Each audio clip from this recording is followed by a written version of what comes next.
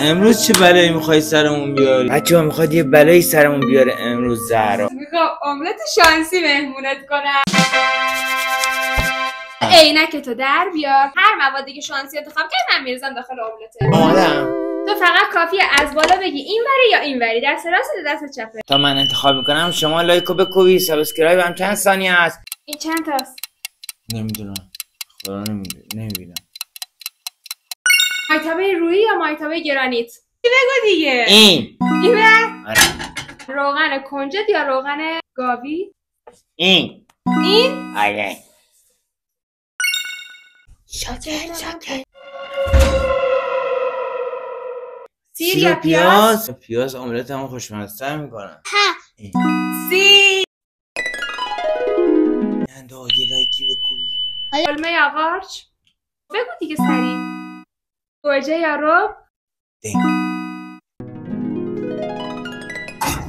فلفل قرمز یا زردچوبه؟ تو رو خدا زردچوبه رو انداغم کن. فلفل قرمز.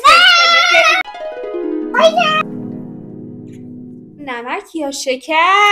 شکر انتخاب کن. و شکر.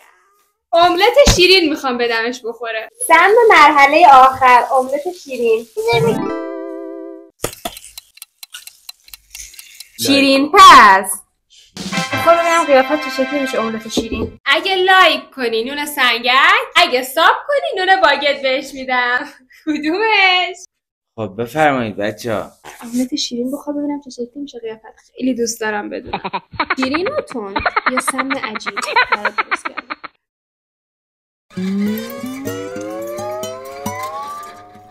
خوشمزه بود. بچه‌ها دمش چیز شیرین خیلی تون میجوام.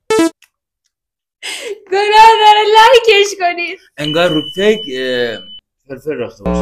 من خوشمزه است. شما املت رو دوست دارم. خوشمزه است. از این بعد باید بیشتر درست میکنم.